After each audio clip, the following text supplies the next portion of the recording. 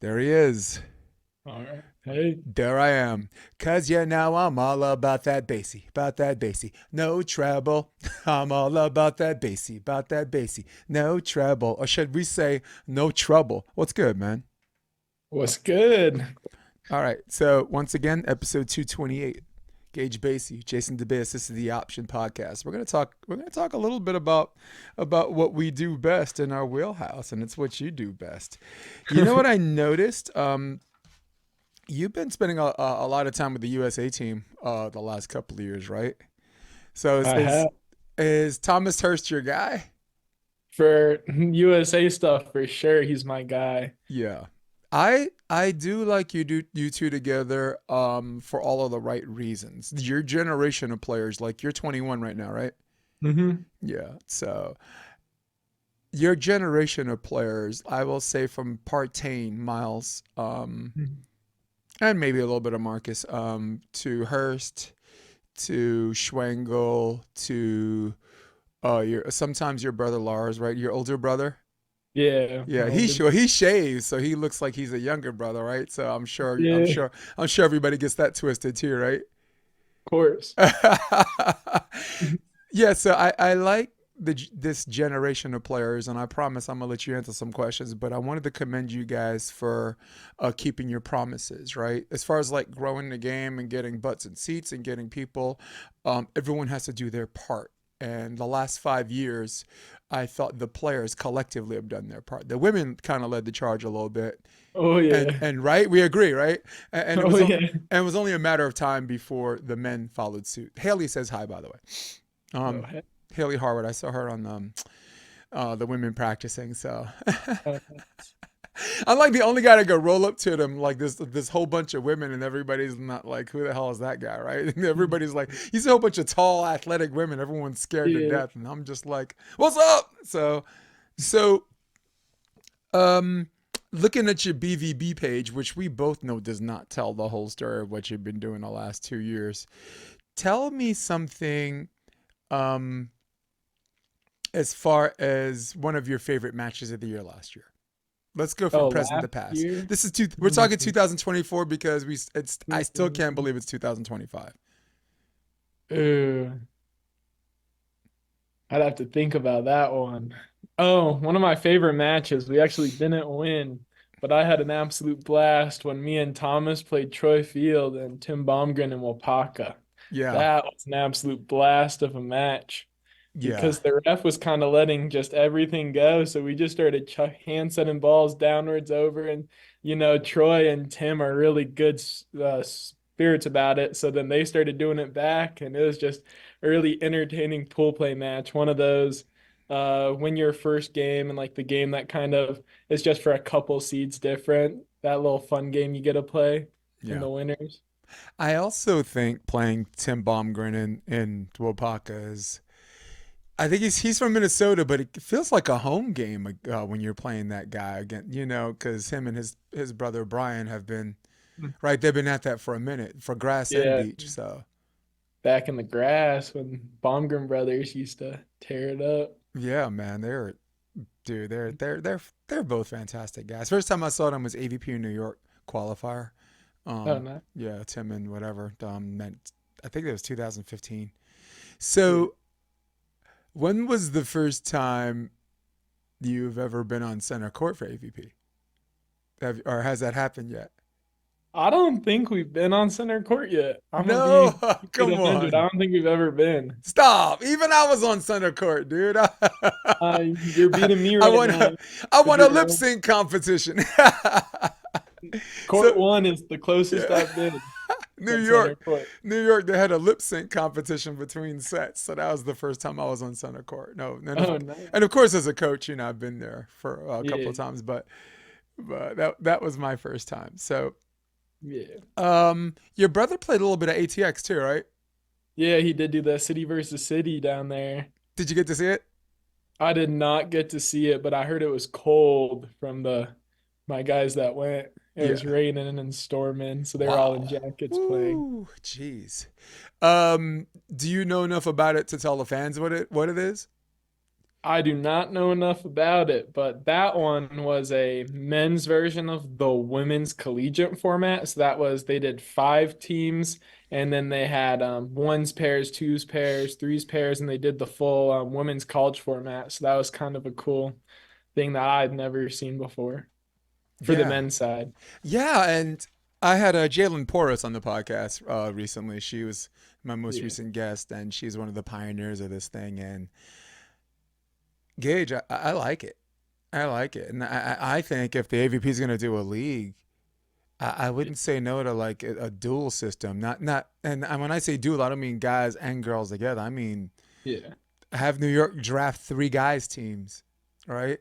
Dang. And really, it's just about clientele, right? Because the women have plenty, right? Yeah.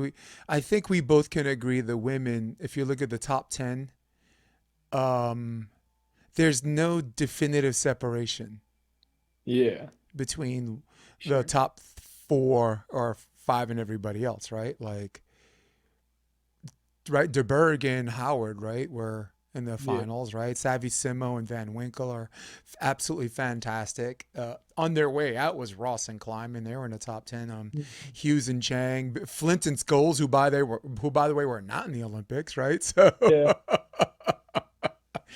all right. So now that I'm staring us off the cliff every chance I get, let's jump from the recent past to the distant past. What got you into volleyball? Ooh, my whole family plays. So growing up, my parents were like, you can either shag us water while we play, or you can get into it yourself. So I was like, I had no choice. I was like, I don't want to just be like the water boy. I gotta go start playing. I was the youngest in my family to play. So The, sister played in college at DU. My mom played in college at UNLV, and then my dad met her in college yeah. at UNLV as a practice player. So. Nice. Do you still watch any UNLV games, indoor or beach or? When they come to see you, because I work for the women's team, when they Right. come, I work the games. Oh, I okay. go, my mom played there. Yeah, Yeah. yeah, they had UNLV had a middle named Jordan Freeman this year who was just fantastic. Just this super athlete, had the look, good looking woman, physical, like an outside hitter's platform for a middle blocker. Because when they played LMU, Yeah. I was calling that match, that Oh, home match for nice. LMU. So, um, yeah, LMV. Do you have there's a third brother, right? Does he play? But yeah, my other brother does play. His name's Finn Basey. He's pretty good. He's open level around here. Played a couple of the qualifiers, Denver qualifiers, but hasn't made his way in yet. But still gonna Not play, all right? yet. Still gonna Yeah, keep good doing it. player.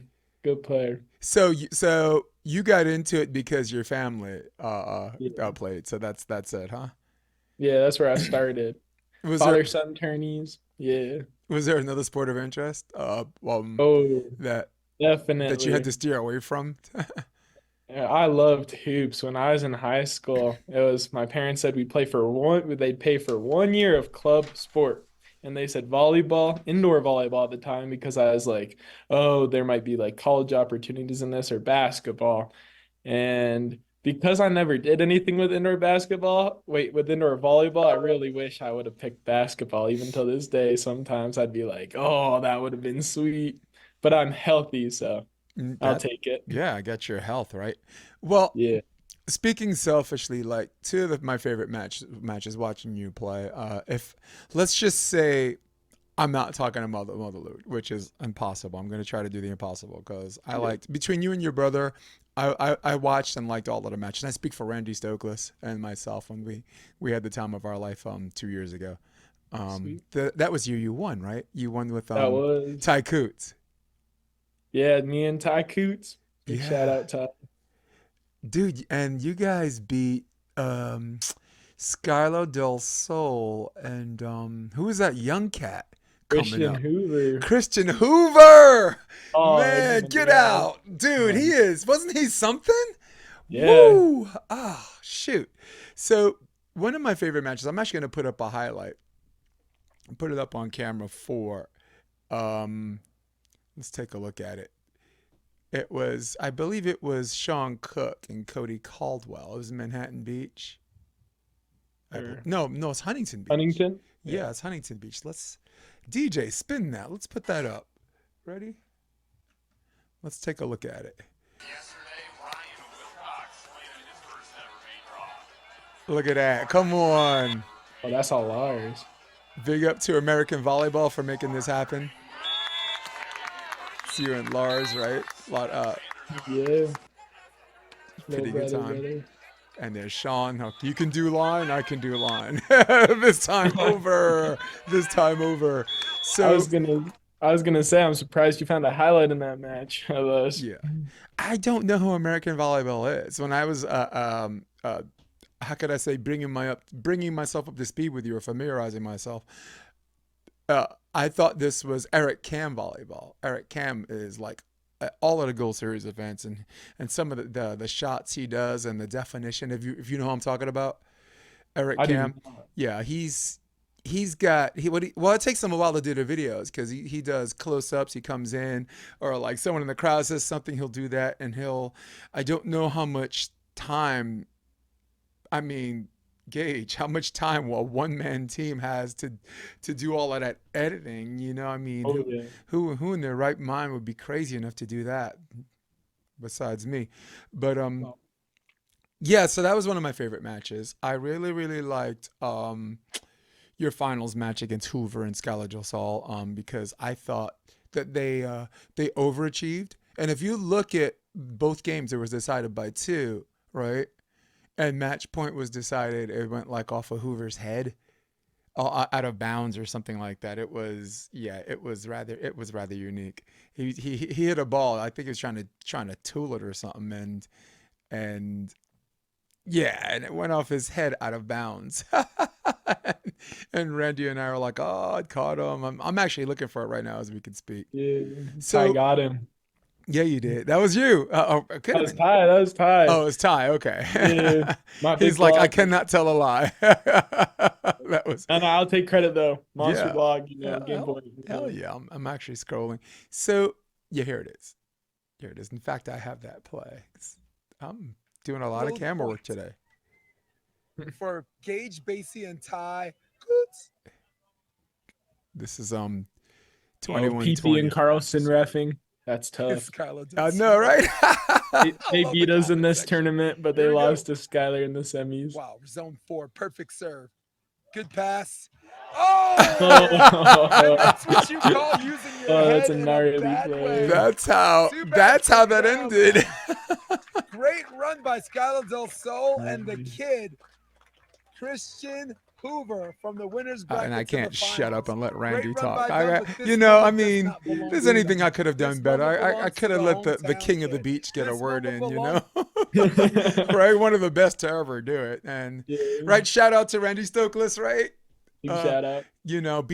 Saved his house, so that's win number 124 for him. He won 123 open tournaments. Dang. Out of 360 something. So that meant whenever he played a tournament, he won 1/3 of the time. And we're not even like counting the second place time. That was like 80. Yeah. So yeah. Dang. What's I'd like to stay with this nostalgia thing because I want to talk about skill set and process and preparation because I think, given your age and how fast you've ascended, I think there's something in this podcast that might be useful to people. But sometimes we just want to have fun, right? Sometimes the brother just wants to have fun. Which team, 2024 and maybe it's 2023, which team were you looking forward to playing the most? I gotta say, when me and Lars got to play Trevor and Theo, that was pretty cool. Nice. In Atlanta, that was our first time going up against the big guys, our first Gold Series. All right. When Lars is playing, he is playing. Lars was unstoppable. I think they had to start going at me, and I'm like, no, keep serving that guy. Like, what are you doing? look, chopping them up. Dude, I love it. I love me some Lars too, and I can go highlights all day. I don't know if you were there or you weren't there. You weren't there last year, right? Where? At Motherlode. I was not. No. Well, this year or 2024 2024? Motherlode? Yeah, I wasn't. Yeah, he serve received passed a sky ball with his hands. It was sick.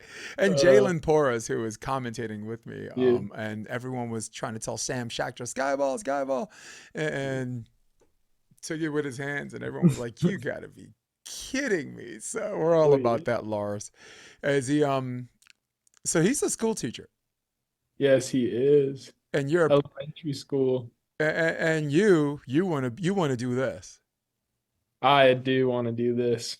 Yeah. Yeah. Well, Uh, you're kind of on your way, and I really like that you said Theo and Trevor, because I'm a purist and I'm not like a fan of any particular player, but I do have my three exceptions, which are Baranik, who doesn't even play anymore, Eric. Theo, Yeah. and Trevor.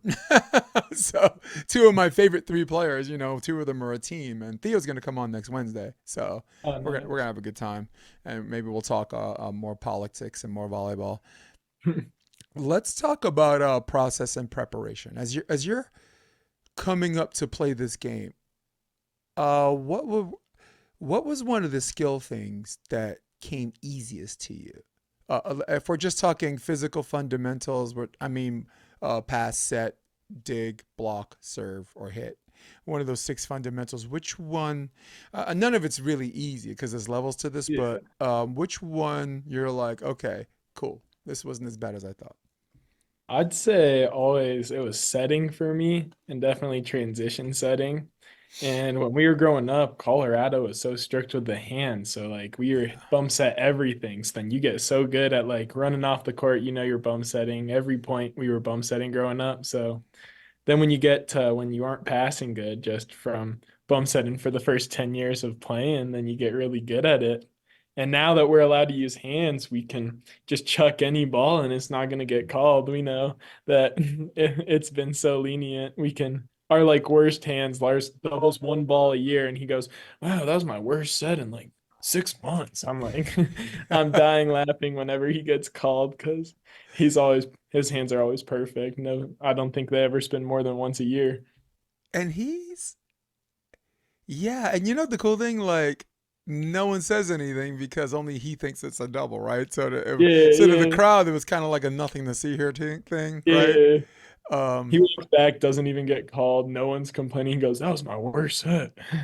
well, I find it bizarre that you said setting in transition, because if I asked a lot of the other players at certain levels, again, levels to this, they would say that transition setting was the most difficult, challenge for them. So, let me ask you a question in regards to setting.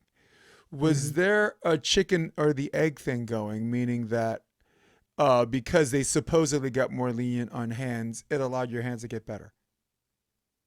I'd say so, yes, for sure. When starting out, we had no hands, but we just had to do it in tournaments and call a lot.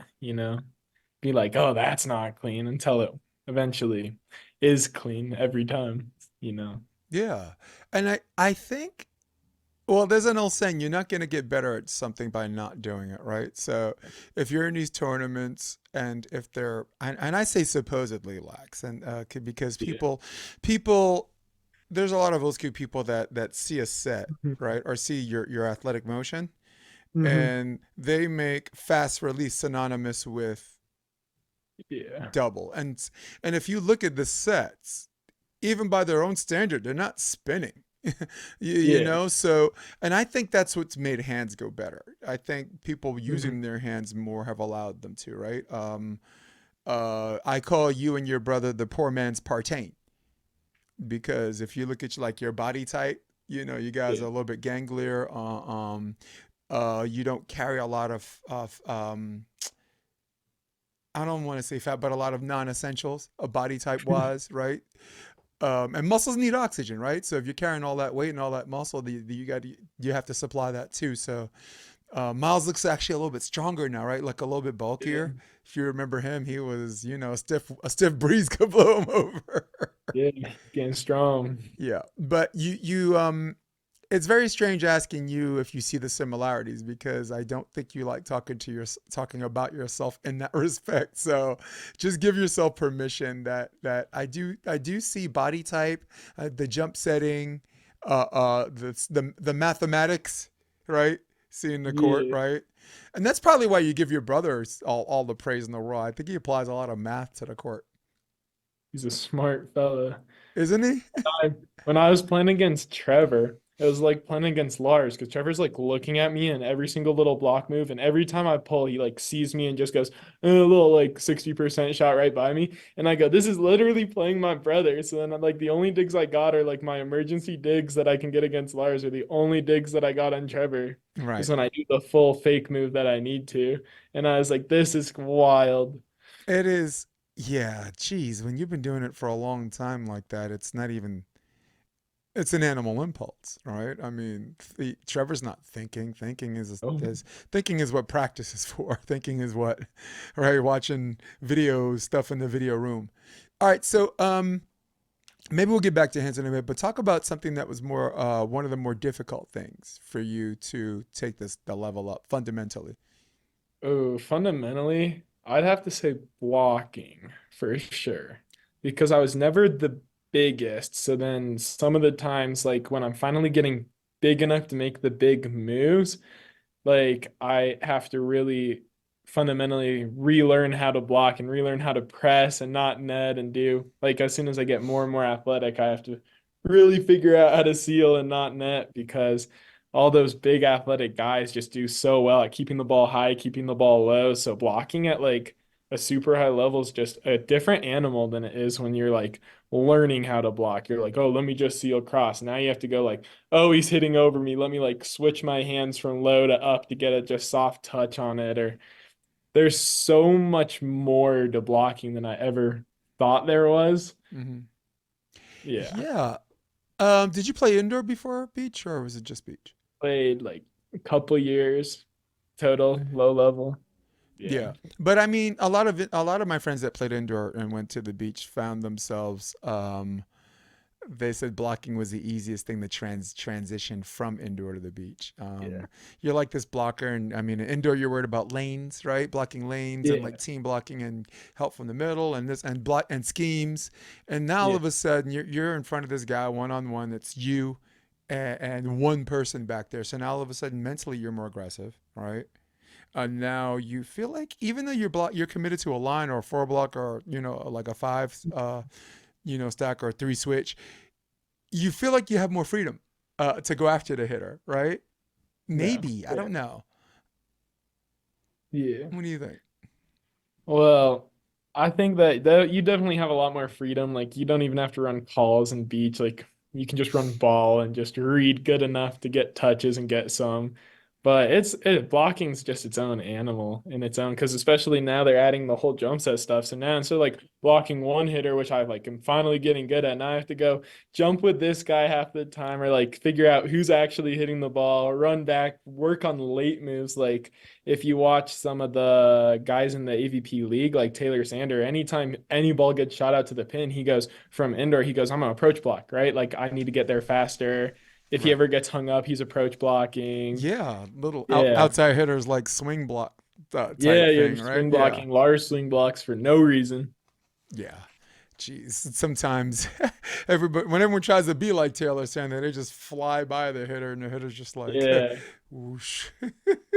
Uh, So yeah, so I certainly agree that it is a difficult challenge because when you get to the higher level, and you were talking about guys like Trevor that read your appeal or everyone's stuff right away.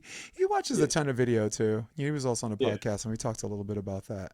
And he's an intriguing character, isn't he? Like there's some days he seems like a perfectly normal guy, and then some days you're like, okay, this guy's not right in the head. Like he's got a screw loose. But the thing I like about him is that he knows he has an on and off switch, and only he turns it on and off. Like you can't use that against him. You can't. You know what I'm saying? It's not like the other player can't turn that on switch or turn that off to use it Yeah. for them for their advantage, and that's what makes him such a unique player. Um, do you and your brother and you and Hurst, do you find as far as playing not too emotionally and not high or low, do you find that that's associated with your energy efficiency, or you guys just play better that way? I think that my energy with Lars and Thomas are completely different because Lars is so calm the entire time, and that's just It's kind of how we true. grew up playing. Is Yeah. like I You're the never have to fiery guy. worry. Actually, you're the Yeah, fiery one. I'm the fiery guy with him, but like if I'm not fiery, I don't have to worry about it. Like we can go a whole match and like not say a word to each other and still be chilling the entire time. But with me and Thomas, we're like talking every point and analyzing like every little thing, and we're like scheming the entire game long because he's so analytical, way more than even me. I like to turn my brain off and just feel the game, and he likes to be like, all right, well, based off like the hitters dropping this shoulder, we're gonna run this next play. And then sometimes it works and we do it. And then sometimes like the set's way inside and I try to run what he told me to and I get bounced on. And then he goes, are you watching this set? And I'm like, oh, I was just running it. My bad. But it's like very different energies with both of them. Me and Thomas are a super fiery team, and me and Lars are a pretty calm team overall, I'd say for sure. Well, as coaches, we were sometimes we're taught and sometimes we teach this.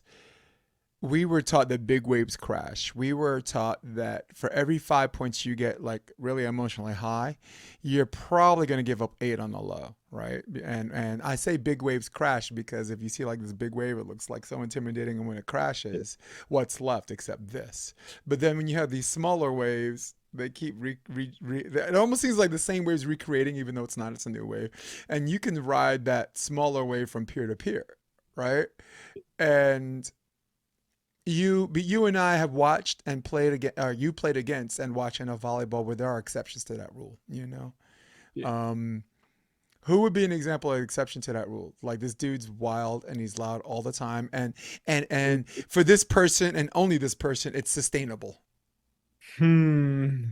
I'd have to, Jeff Samuels, if you get him mad, he can be up there for an entire game, just the Yeah. entire time talking. Hmm. Who else? Miles is the exact opposite. I don't think you Right. you can get a word out of Partain. I think for the men, I could go Sean Cook. Oh, Sean, yeah. Oh my Talk goodness. He does about good talk shit. about someone you look at him like there's something wrong with Yeah. that guy, right? I love I love the energy, but he's funny because he only cheers like he doesn't care about anytime his team does something good, he does not care. But if you make an error, he's gonna let you know. He's gonna be like, "Ah." He's gonna be yelling at you if you mess up. But I love that. I think that's good. I think for girls, I go Fallon Fonoy Moana. I haven't seen her on the scene that much that last year, and she was playing in indoor one of the indoor leagues. But I've never seen someone like her that's fired up the beginning of the match from bell to bell. Yeah. And as coaches, you're waiting for that wave to crash, right? But every now and then you run into that. What do you call them? What do you call them? A unicorn? You're right, or one of them things you got to take to the lab and like try to understand and examine why they're like that. What do you think? Unicorns? We call them unicorns. For sure, for sure. Those outliers. Yeah. Um, what point in your volleyball career was there? And I ask a lot of my guests this, and I feel like it'd be podcast malpractice not to ask you. Mhm. Um, was there a particular tournament or a match that you played that was kind of a level up moment where you left the tournament or left the match telling yourself, I think I can do this professionally. I think I can do this. Wow, I think I can do this for a living. First, do you get the question, right? And if you Yeah. get the question, I'll just stop talking. Take me through it. I'd have to say in Denver, probably our first year we ever got into a main draw when we played Jake Dietrich and Hagen Smith in the qualifier. They were Wow. the 1 seed and we were nobodies at that time. And my mom was always telling me how like all the Cali guys are insane, and I didn't know who they were like at the moment. I didn't watch any film. I was just going in to the tournament to play an AVP qualifier, and me and Lars just handled them. Well, in front of the home crowd, home fans, we got to handle them in the qualifier last round to get in. They're thinking they have an easy draw. They're playing two hometown kids, low seed, and just like honestly have control of the game against players that are like that good and have that big of a reputation. And from the first point to last point, not even like have a dip or even a moment where we were like kind of worried is pretty cool thing. I'm still a surreal match because that was the first time me and him had ever won any match that level for sure. That is a great level up moment because they were only a year removed from Yeah. being in the Chicago semifinals. Yeah, That was well, Hagen that Smith was and right before Dietrich. they got fifth the next weekend Yep. in like the main one in one of the pro series, Right? and we are like, ooh, Yeah. we did not know they were that good. Yeah. Hagen Smith is. I've been following him from UCLA.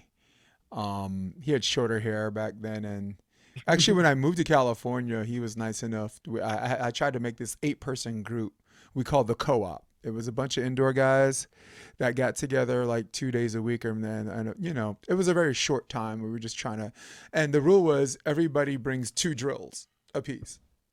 2 of their own drills, and sometimes they have a drill. Someone has a drill from indoor that works just as good for the beach, like Greg Faulkner, who's like Greg Faulkner is the kind of guy no one has to play doubles, but everybody has to play fours. He's like a middle blocker, Cal Northridge. So you got him, you got Cole Fears. You might not remember him, lefty from Stanford. You have Chris Flood, who's coaching one of the Canadian teams for a while, skinny guy from Lees McRae or something like that. Rob McLean and myself, and it was Hagen Smith. It was like this really cool group. So, and Hagen, the dude, like practice is over. He's like, I'm gonna go running, and we're gonna come back and play. We're gonna go running on. I'm gonna run a couple of miles on the beach, and we're gonna come back and play. Very respectful. I mean, he gets fiery too, and sometimes when you have a lot to prove, and you might think you're not getting the credit you deserve, maybe you get a little edgy. But at the end of the day, nobody in their right mind would even temperamentally wise compare him to you and your brother. But I've known him long enough to see the different stripes and varieties, and that's a good win, dude. That's a good. It's my long way of saying that's a good win against an elite athlete. Let's not forget Sexy Jesus, right? Hagen Smith, right? Yeah. I remember the 16 seed, right? Hermosa Beach. They beat the one. Yeah. It was Try and Trevor. They came in as a 16 and pulled that off. And speaking of guys whose parents played, Yeah. all right, the king with that one half of the Kings of the Beach, St. John Smith. That's a lot to live up to, right? Yeah. So, his brother also played for Loyola High School, and a good family. We got there goes David Hurst. Ask Gage about the Colorado Cupcakes, winning Oh, all these iconic events. Ask him about the Pottstown Rumble. Ask him about Waupaca, Marshall Madness, yeah, Marshall Madness. Seaside. Well, let's start with that. I want that. What the hell is Marshall Madness? Let's do it. So Marshall Madness is a big grass tournament out in Kentucky every year. And it started family grown by Thomas's girlfriend's family started this like 30 years ago. And every year it was started in the backyard and then they went to a bigger park and now they're at an even bigger park. And last year was the first year that I got to play with in it. And it's quite a fun tournament. I'd say I put in the big 3 grass tournaments of the year that I got to play. Pottstown, Waupaca, and Marshall Madness was probably the third biggest one I got to play. Wow. Marshall Yeah. Madness. And where is Marshall Madness again?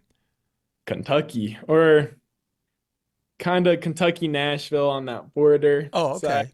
okay. All right. Yeah. Knoxville. I Don't know quote me on that. I know Knoxville, yeah. I actually did boot camp in Fort Knox, Oh, which is nice. closer to Louisville, or if not in Louisville, right? Um, Laguna Beach. Who you play with, Hurst or Lars? Thomas, yeah. Yeah, you guys did well Yeah. on that. I watched. Like I said, it doesn't tell the whole story, but sometimes you look at someone's BVB page and you think of Yeah. all of these tournaments, and you're like, man, I haven't done squat for my career, but you really have. We're gonna get into Pottstown in a minute, right? Which is Yeah. whatever. And Laguna Beach, that you play DJ and Bill Kolinsky. That's a Oh, not that year. Go to the next year. oh no, next year. Yeah. That year we got cooked. That year I broke my finger. He said we got cooked. Yeah, I broke my finger. Taylor Crabb snapped the ball high. double fractured my finger. We lost that match. We were up, so I was like, I'll play through. Not every day. I've still never beaten Taylor Crabb, but Right. that was the one time where I was like, oh, we're up. I might get a win. I might get like a win on this guy. And then no, we got cooked in the third. And then Thomas asked me to run it back. He's like, you coming back down? Because he lives in Irvine, so it's like right next to his house, a great attorney. And I was kind of scared. I was like, I don't like that beach. That's where I hurt myself. I don't know. I got PTSD. But then he convinced me, and I'm so happy he did because that was a good tournament this year. And that tournament doesn't show up on. Oh no, it did. It's Brewster and Dietrich. Yep. And you played Tate and Brendan. Nah, No, that was Manhattan Beach. Yeah. Yeah. It wasn't an official AVP this year, so it Right. doesn't show up. Well, good. I mean, It whether was, they are official AVP EVP or Next. not, I think it's the longest running beach tournament. So Yeah, it is. 69th champions. First 69th champions. wait, you guys won that. Yeah. All right, I got to take a moment now. I'm not moving on to the next thing. Are you kidding me? You guys won that. Yeah. Holy sugar. Who'd you play in the finals? The finals was Marcus Calvajares and Oh, Dave Cavajares, Wyzorek. yeah. Yeah. And who? But in our Dave Wyzorek was his blocker. Right. Big wave. Dave's nice, dude. Dave's Yeah. nice. I see Dave practice with the U.S. team a Yeah. lot of mornings too, and he's a handsome dude. Sometimes you have these big blockers. It's like the criteria is to look gruesome and ugly, right? You gotta have a lot of facial hair because your chin's not about nothing, right? He's like, I know. Yeah, dude. Look, I got a chin that'll make Martin Bjork proud. Look at this drop Yeah, dead. Look at that's a this good one. drop dead gorgeous mug, right? Jealous. And I'm 54, right? Don't look 54, right? I look like a creepy 35. Yeah. Wow. So Carvajal, good defender. Yeah. Talk about a ferocious transition player, huh? Like, Yeah, he just wants to bang. yes, he never saw a set that he didn't like. He just wants to bang. I don't He care some what good he says blocking about the talent. setter's his conversation, right? He's having with the Yeah. setter location. That dude never saw a hit he didn't like. Yeah. Yeah. I saw him and Jeff Samuels play in Huntington Beach last year too. So I'm trying not to mention Jeff to death because Jeff is not just someone I coached. I don't like him. I love him. And he's like a brother to me. And we coached together for 3 years. He used to live in Hermosa Beach. And we coached a group called Endless Summer. And this is a fun fact about Jeff, not the player, but the coach. He was part of a special group of coaches. There were 6 of us we had 19 girls, right? Yeah. And 13 of them got Division I commitments. Oh, dang. This insane ratio that has never happened before. And I don't care what the haters say, that's never going to happen again. And Jeff was one of the 6 coaches. So he was Pompilio, Mercadante. He was one of them too. I was there. Yeah, but big up to Jeff, who won with Sam Schachter. Back to the Motherlode. I'm going back to Jeff, going back to the Motherlode. So He's got a couple Motherlode wins himself. So we got Laguna. Marshall Madness is in Kentucky. Laguna Beach grass. is in Irvine. That was grass. Yeah. Doubles or threes? That was grass threes. Nice. Was he in cap out there? Ian was. He is so good. Isn't We he? played him in the finals. Yeah, he don't like me very much, but I like that guy. We also played Cody Caldwell in that one in the grass. Oh wow. Cody played with he didn't play with Jake, did he?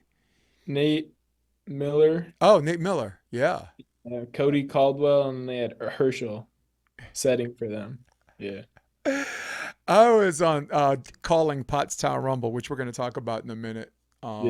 And I don't want to get into the circumstances and the conditions that I had to work under. But that was a tough one. Well, all right, let me just come out with it. The guys who are emceeing, right? Yeah. They are rough. You know that. Draw the picture. Turn the clock back with me. The guys who are emceeing on court 1, like the announcer guys, those guys, what comes out of their mouth is raw. It's no filter. It's raw. Shout out Luke Pinto. Yes. Shout out Luke. Love But it's Luke. I never saw something that was raw and cooked at the same time. It was those guys are insane in a good Yeah. way. Yeah. Well, one of the many conditions I had to work on, that I pointed the speaker at the media tent, and Oh, I'm damn. calling, play by play for Yeah. like the broadcast, Yeah. and they're literally every play they're yelling in my ear. I have the headset on, I can't hear myself, and the entire weekend I had to call under those conditions. So Yeah. some of the things I was just like, can anyone hear? Everyone, and the great thing was they isolated the sound so you could hear me, but you Yeah. couldn't hear them. But no one else knew what I had to go through that weekend. And I mean, I had headphones on while I'm trying, and I'm like, dude, I love these guys, but not now. And what I didn't like about them is they were really territorial. Like I came, no, they didn't know I was coming. Ken Cass invited me, so I said, hey, I'm Jason. I'm gonna be working, with you guys, but Yeah. not up here. And all of a sudden they're just like, who's this guy? And they kind of drew this line in the sand. They got really territorial. I'm just like, Mhm. I'm not here to mess with this. I saw you guys last year and the year before that and year before that. What you guys have here, no one else can duplicate. I'm not. Yeah. I don't care what Ken says. If I came here to do this with you, I'm not doing it. I didn't come here to do this. So there was a little bit of territorial thing going there. Marshall Madness is in the Bowling Green area. Thank you. That draws a more. Thank you, David Yeah. Hurst, who's in the comment section. That draws Thank a you, more. David. Yeah, I got a geographical appreciation now. Now that that's going on. So Mm. here's now. I'm almost now that I'm done with some of the things I didn't like, and again, I will never fully talk on air like some of the things I had to go through to make that happen. So let's keep glass half full. Center court, Ian Cap was playing with our handsome guy, right? What was his name again? Ian Cab was playing with Nate, right? Nate Miller, right? Yeah, Nate Miller. So on camera, I said, if you've ever seen Avengers Infinity War, I said, that's not a dude. You're a dude. That is a man. A handsome, muscular man. Oh, man. I actually elected him or selected him best passer of the tournament for the Pottstown Rumble. He was a passing machine. Really? Ian Cap. You want to talk about a guy who rides his emotions sometimes, right? The guy draws a line on the sand or the grass, dares you to cross it. He don't like me that much, but I really appreciate and respect that about him. And the work and some of the work he did or is doing in Maryland right now at Stevenson is. Yeah. That news traveled by coastly, so I'll always, have respect for him. But you and your brother made the semifinals. Yeah. How brutal was that? So that was a long tournament and a hot one, but it was so much fun. We played trips the night before for our Colorado Cupcakes team because we were getting content for the page. We basically just fool around at the grass tournaments. We were out there we didn't know how good we'd do at grass doubles because we haven't played one of the big pro tour ones ever. So we were out there and that's the biggest one. Yeah, that's the biggest doubles tournament ever. We were just out there filming some content, running some crazy plays, trying to be the Savannah Bananas of grass volleyball and in the trips, skyballing, crawling on the ground, doing cartwheels and banging balls. And then the next day we're like, all right, now let's try to make some money. Let's try to make our money back. No doubt. Wow. Jeez, all of that happened at the same time. Let's footnote Colorado Cupcakes because I want us to educate the audience on what that's about too. But you guys, drawing a picture for the audience, Pottstown Rumble is the last week of June, which happens to be the most hot and humid time of the year historically. It is big court. Yeah. It is side out to 15. Yep. And talking to some of the other participants, as far as energy efficiency is concerned, where did you spend most of your energy to get points? Was it at the service line? No, we would spend just all of our energy just siding out, which isn't the smartest strategy because our games lasted forever. But we would just side out and we'd wait till they made 15 errors, and then we'd be like, all right, game's over. Let's go back to the shade and lay down. But all those games were so long. We had like Caleb Kwekel is playing with Andrew Dentler, Right. and they're on a pool right next to us on the first day. They had 3 teams in their pool. All the teams were all right. They were done by like 12 because it was old-fashioned scoring. And me and Lars are there till 6 playing because neither of us have like a crazy jumper in the grass yet at the time. So we were just like waiting till they hit 15 balls out because we would never hit 15 balls out. So we were just waiting until they made enough errors for us to walk off the court drenched in sweat. Yeah. And speaking of Dentler, like there's something to be said about a handful of players that what I call crack the code. Yeah. If you go to Pottstown every year and you go to the final 8, Yeah. you expect to see Lucas there, right? The last I forgot his first name, Eric Lucas. He played with Andre Beloff, who's like one of the best servers ever in grass. And the 2 seasons he played in the AVP, he led in aces like by a lot, like Jeremy Casebeer worthy numbers, right? Oh, dang. Andre Beloff, yeah. Mhm. You see Dentler, who's already won 2 previous ones. Burek was inducted in the Hall of Fame Mhm. that year. So he played with Hudson Bates, so I think was also in the Hall of Fame with him. So if you look at it, I have a 5 out of the 8 quarterfinalists that I say crack the code. And I'm like, Mhm. God, last year, the year before, same guys. How did that happen? So, Yeah. so big up to you guys to find a way to get to be part of that. Big up to Caldwell and Jake Urrutia. Yeah. Make up your mind. I mean, they say Urrutia. The family corrects me, Urrutia. Now it's Urrutia again, right? Yeah. They were trying to repeat champ, Yeah. right? Nate Miller, again, I mentioned Cap. Mhm. Yeah, and you probably, if you go back, you guys gotta use that service line wisely. Oh, yeah.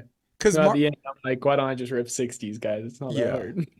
Well, it's not just that. Like siding out doesn't really require 100% efficiency as much as it requires a cruise control for 2 reasons. One, as a pro, your side out, you don't jump. Like if your best jump is 40 inches, you're going to jump 38, 37 because 37 is something you could do 100 swings instead of Mhm. 40, 40, 40, 36. I'll try to get back to 40, 40. Yeah. So second of all, ready to laugh? How many grass court nets are actually 8 feet? Be real. No. Unless you put like the little block, right? The little block of Yeah. below or whatever, right? So Pottstown Rumble, the net is graciously listed at 8 feet. Yeah. Who was your one of your more fun matches? Was it the semifinals or was it a path to the semis? Ooh. Our semis was fun, but our round of 8 against, oh my goodness, I know them.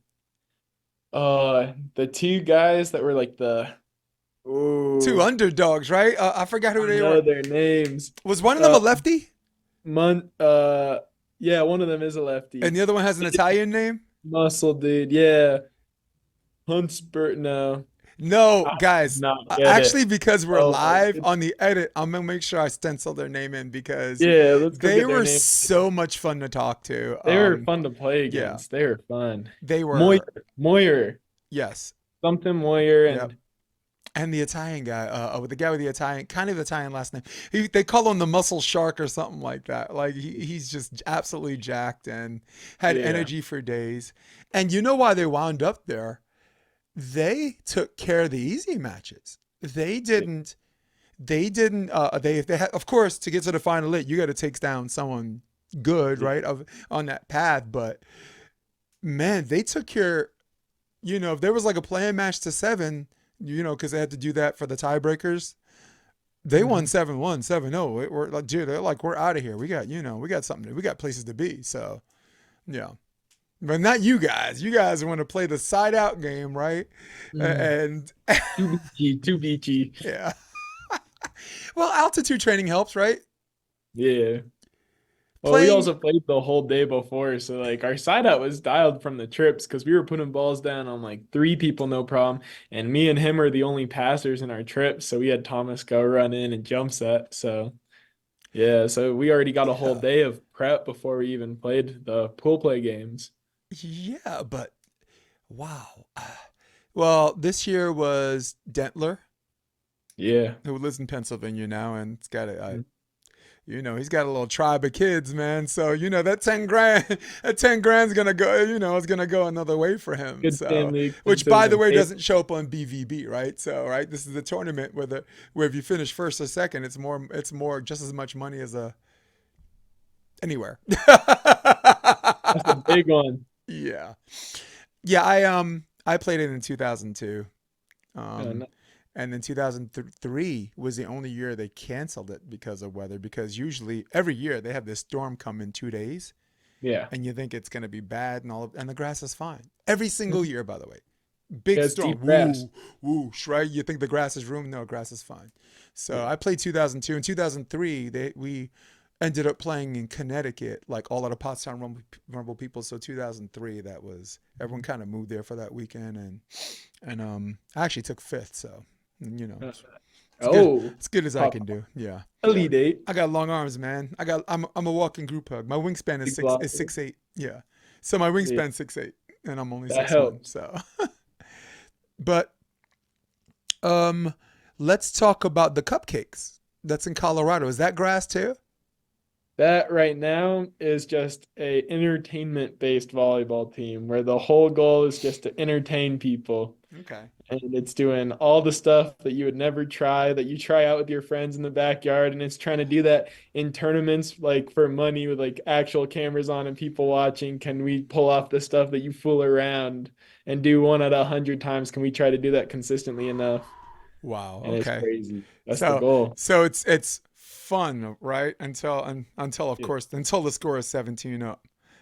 yeah, Then it gets all a personal. couple teams got really mad at us because we played in Waupaca, right? That's like it's the last game of pool. We're playing a good team, right? And we're like, it's gonna be good content. Let's go put the oven mitts back on. We put oven mitts on. We do this bit where if you get blocked, you get put in a cardboard box, and you're like, we're playing 2-on-3 the next point. And that's so funny to me. But this one team was just not having it. They had some indoor guys from Chicago, a little old fashioned, and they were just take that off right now or else we're not gonna serve another ball until you take everything off. And you're like, okay, okay, guys, we both already broke pool. Calm down. It's all good. We're all friends here. Yeah, come on now. It's chill. It's all in good spirits. A Yeah, lifetime bucket list. David Hirsch says these list of tournaments. So, and let me yeah, tell you something. You're not even old. I mean, before you even old enough to drink, you already checked off like 80% of your bucket list. You got Laguna, right? You got big Manhattan at Beach. You'll Laguna. be back, right? And Motherlode. I know. Look, if you guys make the draw in Chicago, you got to do what you got to do. It's the bigger tournament, Yeah. and this is what you want to do when you grow up. Mhm. So, that's a step up for the Motherlode. But if you But don't, Chicago's not happening this year. Aspen's gonna be packed.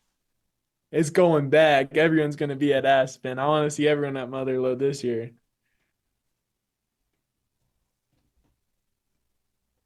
for the first time, I'm at a loss for words.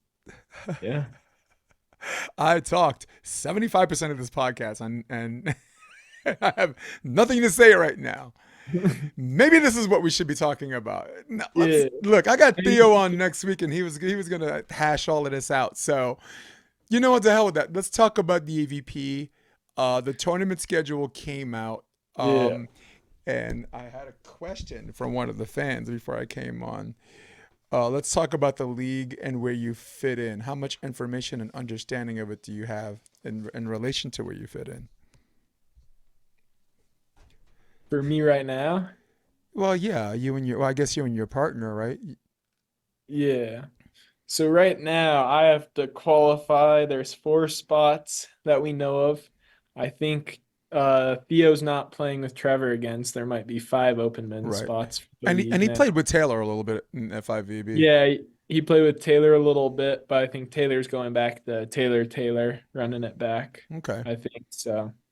Then there's 5 open spots for the league, and 2 of those will be filled by the winners of the April qualifiers, where the teams that have already made it aren't going to be in there. So April 12th and 26th, there are going to be some pretty big events in Huntington that are basically like all the top AVP guys that can't get into the league are all battling it out.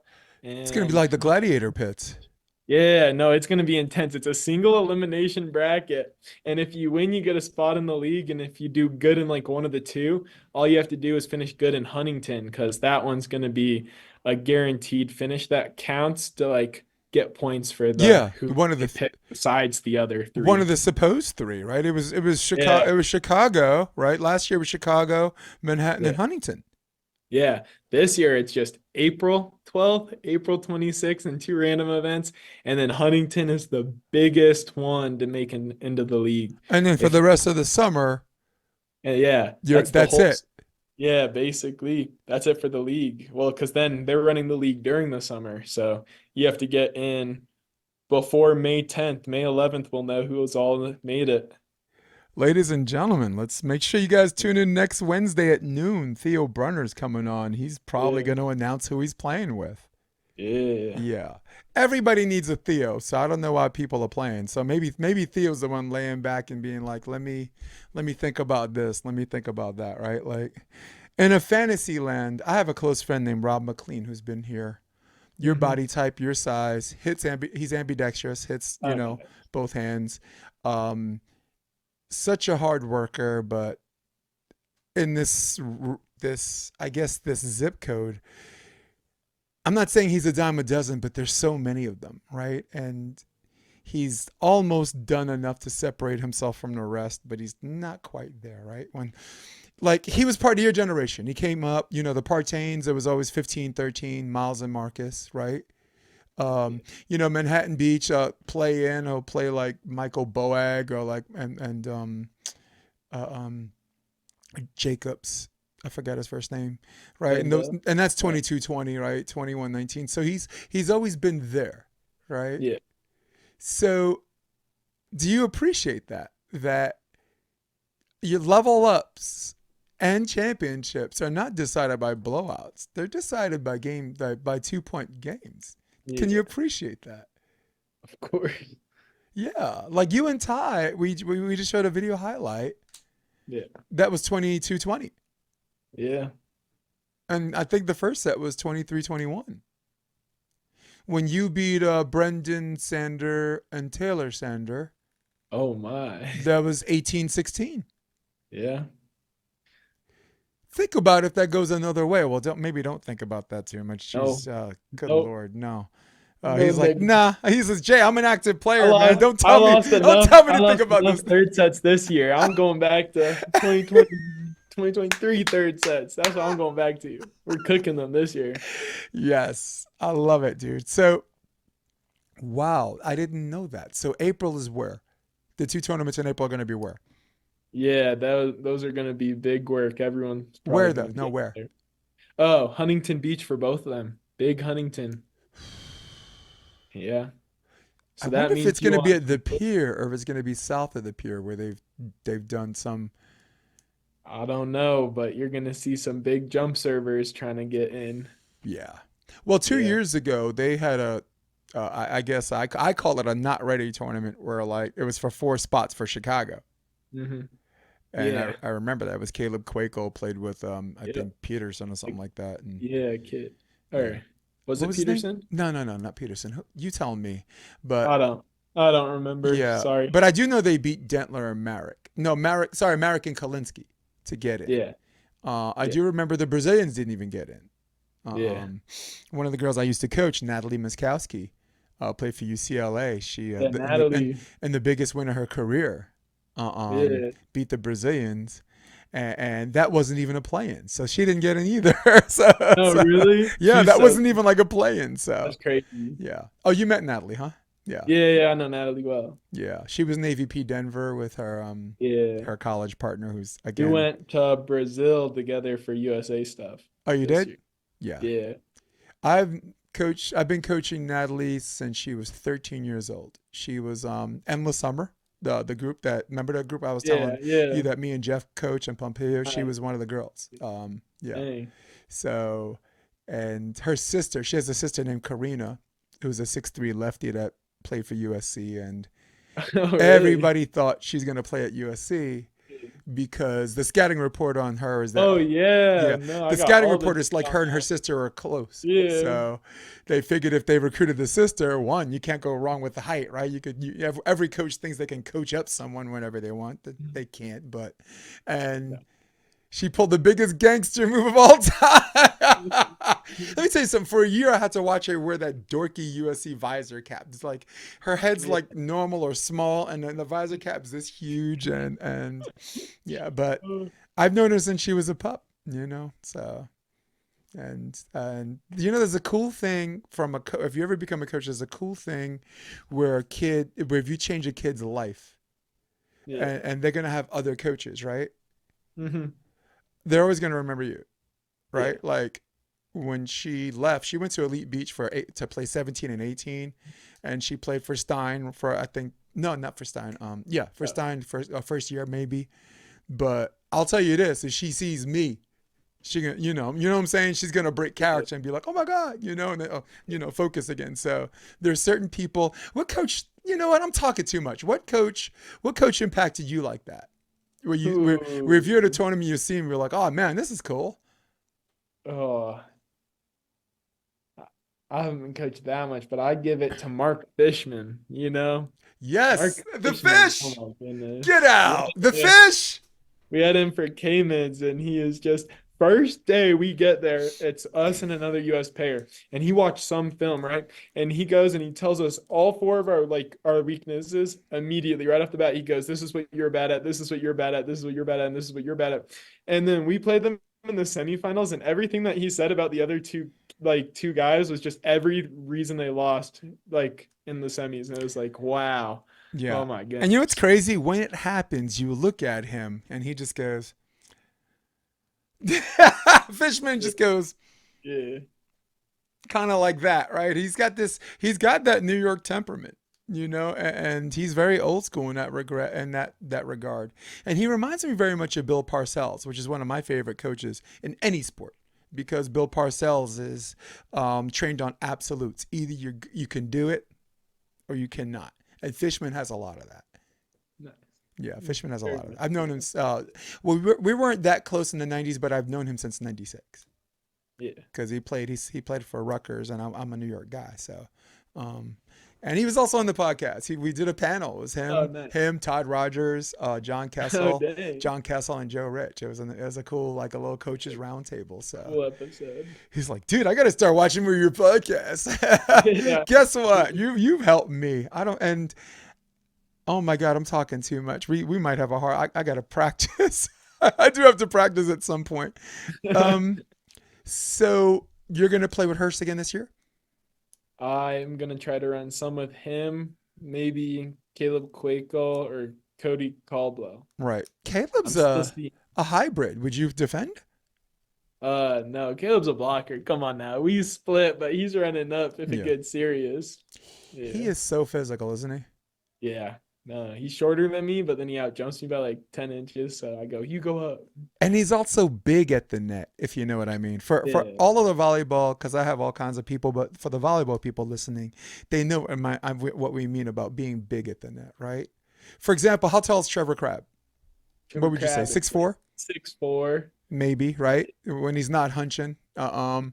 But nobody when he was blocking, and when he was playing with Taylor, his brother, and when he was playing with Rosie, and no one called him undersized at the net. No, he's big, right? Aura. He's big at the net. And Caleb, you could say the same thing. Nobody says, "Wow, that guy just abused the undersized Kwekel." No one says that. And Kwekel's what, 6'3"? 6'3", yeah. 6'2", 6'3". He looks like Christian Bale. A little bit, like that serious Bruce Wayne face. I'm not saying he's like, "I'm Batman." I'm just saying that he does have that kind of serious face. Yeah. You took one for the team, right? Because as far as shy people or guys who don't do a lot of media, you were the first one, man. So good. I hope that whoever you play with, I hope that you have a ton of success. I hope that you do well on the scene. I think you're good for the sport. I think your personality is magnetizing anyone whose last name actually, but you're the one that's decided to do this when they grow up, right? Like Lars has got other things that he could play, but he's got other things to do, right? Yeah. So Lars is a show up in the summer only kind of guy. yeah. Is he engaged? He is now. Oh, he is. Engaged, yeah. Well, yeah, his girlfriend was like, "Don't mean a thing unless you give me the ring, the ring, the thing, the ring, the thing, the ring, the thing." Took him 5+ years. Yeah, actually, yeah, on the live broadcast, she was chatting up with the people, and everybody's like, "Oh, cool, his girlfriend." Or Oh, I think yeah. when did she said fiance back then? Put him on the spot. I'm his fiance. So before we go to lightning rounds, I guess since I'm doing all these clips, I owe it to us to do his hand pass on the sky ball. So ready? He's gonna handset this. Let's see what he does. Here we got the handset. Wow. Yes. Oh And my it's goodness, clean.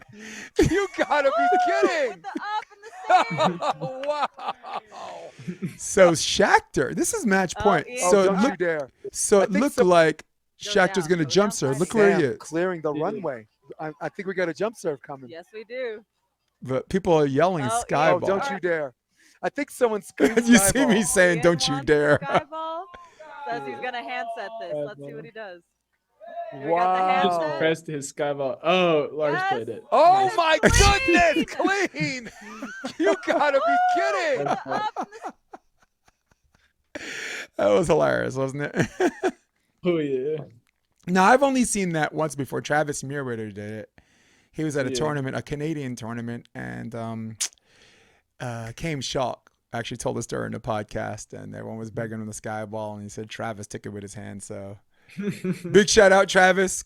Hope you're doing Yeah. good things. I know their season at Florida State, you know, and he's got a family, and I'm sure him moving out there. And he's got the sandcast, right? So I'm not sure how those Yeah. moving parts, happen. You know, do you watch the sandcast a little bit sometimes? When I need some information Yeah. on stuff, for sure. Well, when I need some information, I go to Coach Your Brains Out. That's Yeah. John Mayer and Billy Oh, Allen. They nice. have a podcast called Coach Your Brains Out, and John has made that commitment. He's about that life, you know. Yeah. But Sandcast, I don't watch John that as much as I watch. Sandcast is the only other volleyball podcast I watch. Yeah. I'm a Rogan guy, and that's it. But who has time? Right, because right now in viewership, if you do like the stats, the most viewed podcast for beach volleyball is this. You know. Oh, yeah. Yeah, it's a guest list. Like they have the West Coast guys in their zip code, and Yeah. but I do everywhere. I had Cam Beans, right, Yeah. from the East Coast. I've had Sharif from Qatar, right. So Oh, my it's goodness. so- That's probably so I built the podcast. I'm not going to compete with Triborn and whatever. They're actually playing, right. You can't compete with those guys. So only thing you do is get love from everywhere else, you know. So. So let's do lightning rounds. We're going to do 60-second lightning rounds. There's my clock. yeah. And again, nothing too heavy. Not for a Basey cool, brother. cool, I ain't trying to do anything to make your mama call me and be like, "What'd you do to my kid?" You know. So nope. I ain't having nobody's mama come to me. All right. So favorite comedian. Oh, I'll go. Give me Kevin Hart. Nice. I go Chappelle. Oh, last good book you read. Last book I read. He's like, dude, I don't read. Oh my goodness, this is crazy. I'll just go Great Gatsby. Nice. I got 365 Days of Optimism by Wendy Jones. Tell you Oh. later. Last good movie you watched in the theater or at home. Well, I watched The Hitman at home in California with Thomas. That was pretty entertaining. My man. Marvel or DC? DC. Nice. Pool or beach? Beach. Lord of the Rings or Harry Potter? Ooh. Give me Harry Potter. Bourbon, vodka, or tequila? Wait, you don't drink. Water. No. There you go. He's Snapple. Favorite sport outside of volleyball? Is it basketball? Basketball. It is? Yeah. Cool. Mine is MMA, mixed martial arts. Oh, nice. Favorite action film star growing up, if you had one? I'm older Ooh, than you, Jackie so Chan. Jackie Chan. The man does his own stunts. I'm Right? beautiful. What do you want? What do we want?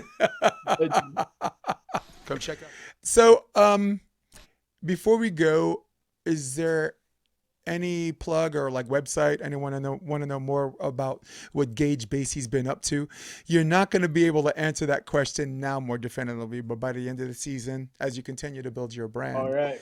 and as you come in the studio live, we'll do like a watch party or something. You'll probably have a better answer. But for now, what's your Insta? If you want to keep up with me, my brother, Ian Carlson, and Thomas, all of our endeavors are on the Colorado Cupcakes Instagram at Colorado Cupcakes _. And Nice, then dude. that's a whole lot of entertaining stuff on there. Well, you know what? You have been entertaining this podcast, and I appreciate it because, like I said, you guys are more introverted, seem more introverted, and I always try not to talk more than my guests, but it's involuntary, so I apologize. But for everybody else out there, Gage Basey might love you, but I don't love any of you guys. In fact, I can't stand any of you. In fact, I'm out of here, okay? So for all of you at home, for all of you on your iPhones, for all of you on your desktop, who runs the world? Old school, for my man, Gage Basey. I am Jason DeBillius. This is the Option Podcast, episode 227, 228. You stay with me. I'm going to hit my music, and we are out of here. Come check out the Option Podcast on optionvb.com. It's also available on iTunes and Spotify, and on YouTube under the NY Varsity Sports handle. You're going to love what you hear.